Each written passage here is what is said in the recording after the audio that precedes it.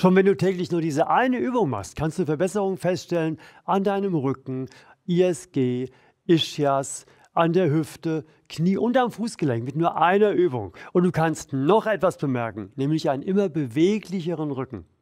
Und eine japanische Studie sagt sogar, dass Menschen, die diese Übung regelmäßig gemacht haben, einen bestimmten Zustand erreicht haben, ein geringeres Risiko an Herz-Kreislauf-Erkrankungen haben. Und dann zeige ich dir noch, wie du viel schneller und intensiver vorwärts kommen kannst. Für diese Übung brauchst du lediglich einen Stuhl.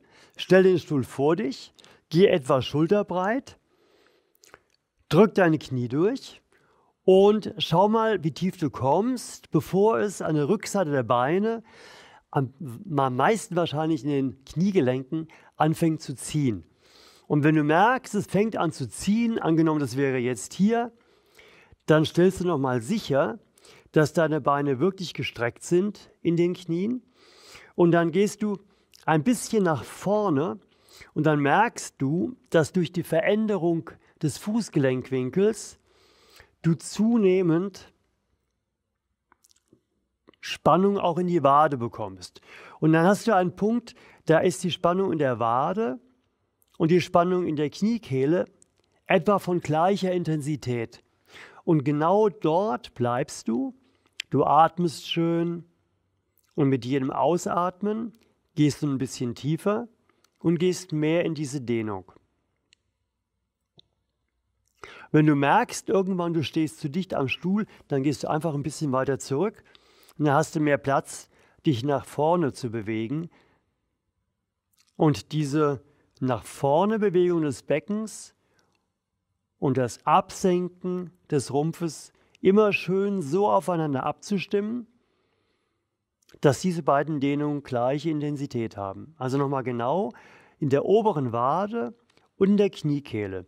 Das muss sich gleich unangenehm anfühlen, aber so, dass es gerade noch gut erträglich ist. Nicht zu unangenehm, es darf nicht negativ sein. Es muss immer in diesem Bereich des Wohlfühlschmerzes gerade noch drin sein.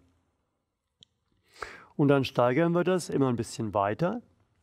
Insgesamt immer so 2 bis 2,5 Minuten. Danach kommst du langsam wieder hoch, bewegst dich ein bisschen frei und das war's schon. Und wenn du das täglich machst, wirst du dich wundern, was passiert.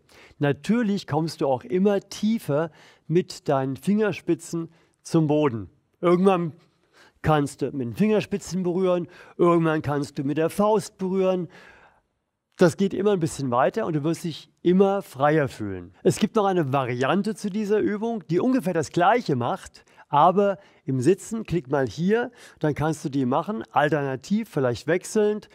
Der Effekt wird der gleiche sein. Und wenn du jetzt ein bisschen frei bewegt hast, vielleicht ein paar Schritte hin und her gegangen bist, fühl mal rein in die Bereiche, die ich genannt habe und schreib mal einen Kommentar, ob sich und was bei dir schon was getan hat. Und ein Daumen nach oben bei der Gelegenheit wäre auch super.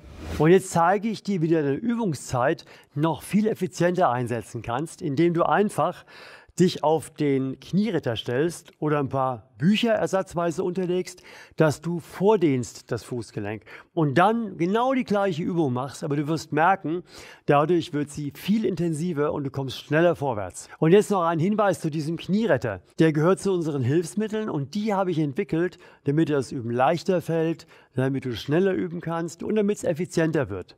Wenn du Infos dazu haben willst, klickst du auf das Bild und dann kriegst du alles, was du brauchst. Ansonsten findest du hier Übungen für jeden Morgen, eine Routine, die du jeden Morgen machen kannst, um besser in den Tag zu kommen.